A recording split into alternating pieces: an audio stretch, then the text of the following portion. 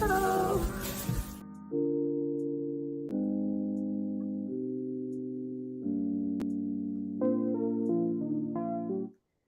Good morning. We had a few technical difficulties, and so I decided it was best to just do over. So I hope you are having an amazing morning.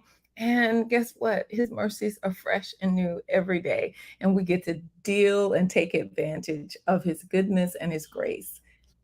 Do me a favor, share it this time. Share this with someone. We are moving from um, Resurrection Sunday to Pentecost. And in the process of doing that, we are looking at Jesus encounters. We've looked the last few days at Jesus encounters after resurrection. Now we are concentrating on some of his relationships prior to and looking at the calling on the lives of the disciples. And I am just excited to be looking at these relationships and how it came to be that these men followed Jesus. So share. Let me share myself before I get to getting into the topic. There we go. There we go. All right. There we go. There we go. We've done it. We've done it. So, what I am inviting you into today is an opportunity to look at Jesus calling his disciples into the work of ministry. And I wanted to start today with Simon Peter. Now, we know that there are synoptic gospels, we call them, the three gospels, Matthew, Mark, and Luke, that follow each other pretty closely on the timeline. And then there's John, who John concentrates more on the miracles and the life of Jesus. And so we know that there's just a tiny bit of not disagreement, but things that may look a little different. And sometimes people are like, well, isn't it the word of God? Shouldn't it all be the same? Imagine 12 different people. And in this situation, we've got Mark and Luke, who were not a part of the 12. So 14 to 20 different people looking at one situation, and you're going to get a little bit of nuance in all of their accounts. But the basic thing is that Jesus was the Son of God. He was the Messiah. And so let's look at Matthew in chapter 4, and we're looking at verse 18 through 20. Let's pull that up right quick because this is going to talk a little bit about the calling of Simon Peter. As Jesus was walking beside the Sea of Galilee, he saw two brothers, Simon called Peter and his brother Andrew. They were casting nets into the lake. They were fishermen. They were fishermen. It lets us know a whole lot about them. They were actively doing their work, and it lets us know exactly what that work was. They were not just recreationally out there fishing, but that was their profession. It was the profession of their family, as a matter of fact. And we know something else about Peter. Peter was the only married disciple. So let's keep reading.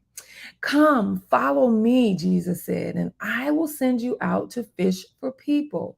In some versions, it says, and I will make you fishers of men. In other words, the work that you're doing now is going to change slightly because you're not going to be going out there fishing for the fish that you've been making your living off of, but you're going to fish for the souls of men. He completely changed the calling on Peter's life.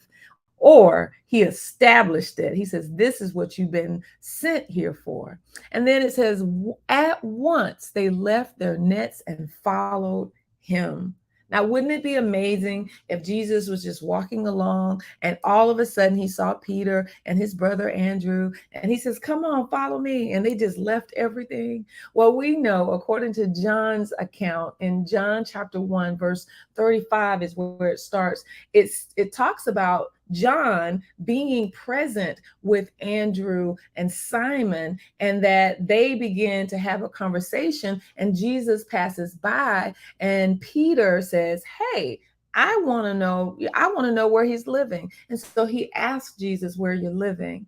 So in other words, we can see that there was a relationship already established. And it goes on to say they called him rabbi, or teacher. You didn't call anybody rabbi or teacher unless you had been sitting under their teaching. So he didn't just come by and pop his finger and they just miraculously started to follow him. What happened is that he had been teaching and walking with them already. Now, what does that have to do with us today? There are people out there that have been hearing about this Jesus. They may have even been praying or reading their word, and now they're poised and they're ready to hear the calling of Jesus saying, "Follow me." Will we be the people that will go out and bring the gospel to them and say, "Follow him," because he has the words of life? I am so thankful that Peter's personality really was very different from any of the other 12. In fact, he was very outspoken. He was very, what do you call it, charismatic. And he was the one that always usually spoke up a lot of times when he didn't need to speak up. And I always laugh and I say, I think Peter had a little bit of ADHD. He was a little impulsive because he just said what was on his mind. And I'm glad that Jesus called him, because what he showed me was I didn't have to have it all together. I don't have to be perfect. I don't have to have all the words in the right way all the time in order to be used in the kingdom or to be valuable to the kingdom. And I am so thankful that Simon Peter was the first, it appears from all accounts, to be called in to full-time discipleship. That's what I'll call it, full-time discipleship, and later full-time apostleship. And so do know this, that Jesus sees you. He knows your personality. He knows you in and out. And when he calls you, it's because he purposed you for the kingdom. I love you. Have a great day. Be that instrument that helps to pull someone else into following Jesus, and recognize that your calling into kingdom work was not by accident. And do what Peter did. At once, they left their nets and followed him. Have an amazing day as we journey from Resurrection Sunday to Pentecost, looking at the relationships with Jesus, his words, his actions, and how he still loves us today. Have a great day.